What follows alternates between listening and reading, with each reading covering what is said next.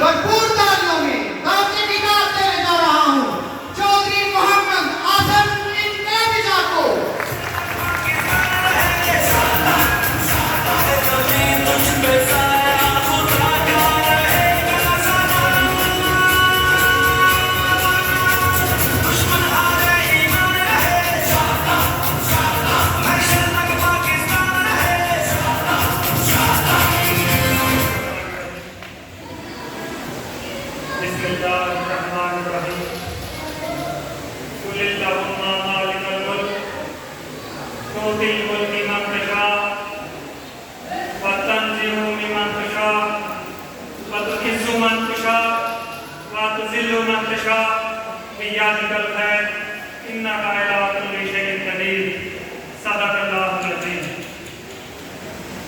ज़मीन वालों से ये कहकर फलक से उबर रहा है सूरज, ज़मीन वालों से ये कहकर फलक से उबर रहा है सूरज, उजाले बांट देने से उजाला कम नहीं होता।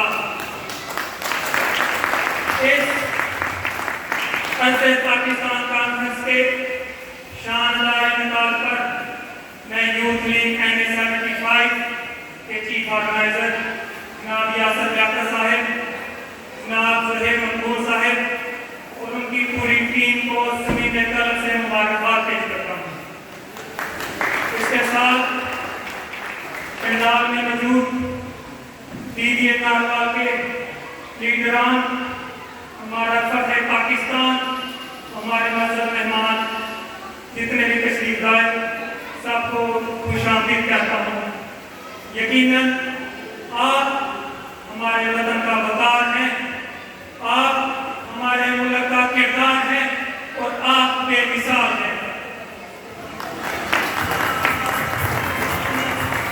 किसी भी मुल्क, किसी भी मुआशरे या किसी भी फैमिली को अगर जांचना हो, परखना हो तो उनके फेस को, उनकी क़यादत को देखा जाता है, उनकी क़यादत के किरदार को देखा जाता है, उनके मेयार को देखा जाता है, उनके इखलाक के लेवल को देखा जाता है।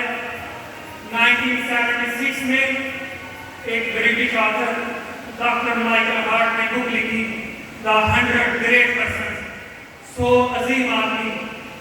क्योंकि वो क्रिश्चियन है लेकिन उसके बावजूद उसने इखलाकी तकाज़ों को लिया, मुआशी तकाज़ों को लिया, सियासी तकाज़ों को लिया। उसने पहले नंबर पर जिस पर्सनैलिटी को रखा उसका नाम है ताजदार कायनात मोहम्मद मुस्तफा सल्लल्लाहु अलैहि वसल्लम। ये वो इखलाकी इक़दार है जिसने आलमी इंसानियत के लिए हमारे नबी को मज़हब बनाया। डॉक्टर माइकल हार्ट मुसलमान नहीं था लेकिन उसने अदल के साथ, इंसाफ के साथ वो लिस्ट तरतीब की। आपसे एक सवाल है कि क्या अगर फिरौन की मिसाल लें, फिरौन के पास खजाना था, ताकत थी, दौलत थी, फौज थी, बदमाश गुंडे थे, जबकि हज़रत मूसा के पास सिर्फ हदायत थी, तो आप किसको लीडर कहेंगे, फिरौन को या हज़रत मूसा को? बताएं मुझे। हज़रत मूसा। अगर आप यजीद की मिसाल लें, उसके पास ताकत थी, दौलत थी, माल था, बदमाश थे, जबकि सैयदना इमाम हुसैन अलैहिस्सलाम के पास हक था। बताएं आप किसको लीडर मानते हैं?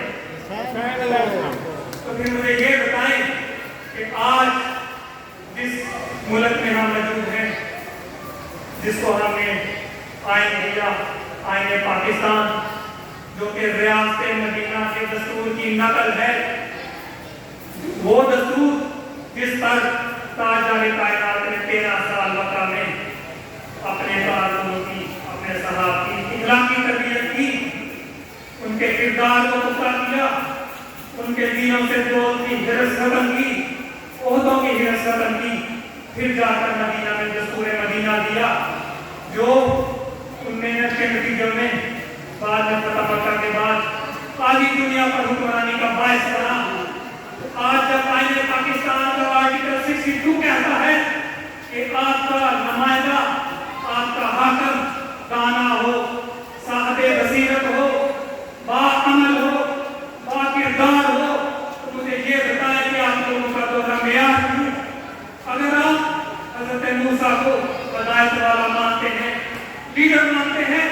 حضرت امام حسین کو حق والا مانتے ہیں، لیڈر مانتے ہیں، تو آج آپ لوگوں کے کردار میں وہ جلد کیوں نظر نہیں آتی؟ لوگوں سن لو، گنبد خضرا ہمارا مرکز ہے، آئین پاکستان ہمارا دستور ہے، اپنے مرکز سے اگر دور نکل جاؤ گے، ہاتھ بن جاؤ گے، افسانوں میں ڈھک جاؤ گے، اور اپنی مٹی پر چلنے کا سلیقہ سیکھو، سنگے مرمر پہ چلو گے تو پھسل جاؤ گے۔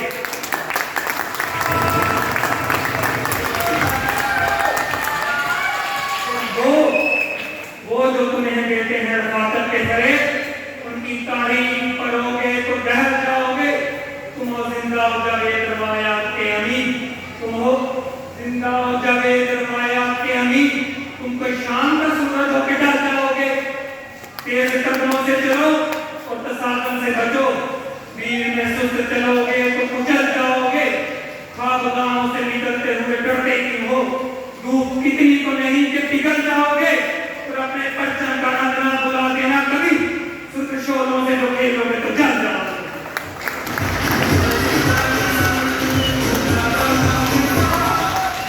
آج ہمیں اپنے نوجوانوں کے کردار کو سنبھالنے کی ضرورت ہے، ان کو اصلاح کے ساتھ ان کا رابطہ بحال کرنے کی ضرورت ہے، ان کے اخلاق کو سنبھالنے کی ضرورت ہے، تب جا کر ہم کہہ سکیں گے کہ یہ ہے اقبال کے شہید۔ آج جو لوگ ریاست پاکستان کے خلاف اپنے ذاتی مفاد کے لیے، کرسی کے لیے، عہدوں کے لیے یا بیرونی آکامیوں پر، بیرونی فنڈنگ پر پاکستان کے خلاف، مادر کے خلاف سازشیں کرتے ہیں، وہ نہ آپ کے مخلص ہیں نہ دین کے مخلص ہیں۔ اس لیے ہم نے آج یہ فیصلہ کرنا ہے کہ آپ کو کس طرح کی قیادت چاہیے۔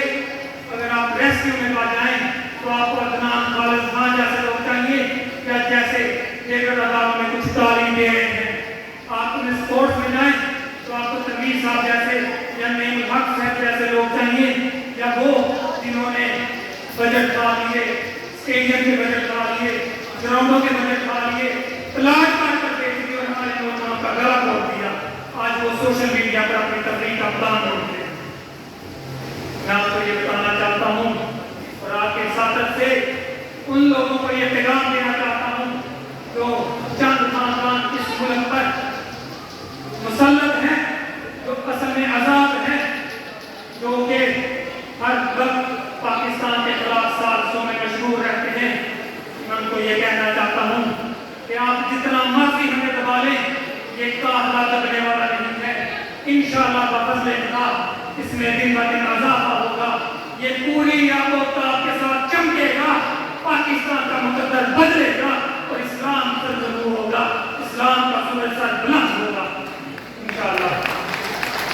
اور میں اجازت چاہوں گا ان الفاظ کے ساتھ کہ آج کون ہے طلبگار نیاز و تقریب، وہی جبر کے جبروت، وہی کل کے لئی، وہی عیار ڈرانے، وہی فرزانہ حدید، وہی صد تذکرہ و صد تقدیم۔ آج تم مجھ سے میری دل سے گراں مانگتے ہو، حلف دین وفادار یہ کیا مانگتے ہو؟ جاؤ یہ چیزیں کسی مدح سرا سے مانگو، طائف باغوں کی دولت کی صدا سے مانگو، اپنے دربانوں کے باطل فقرا سے مانگو، اپنے درباروں کے گنگے شورا سے مانگو۔ مجھ سے پوچھو گے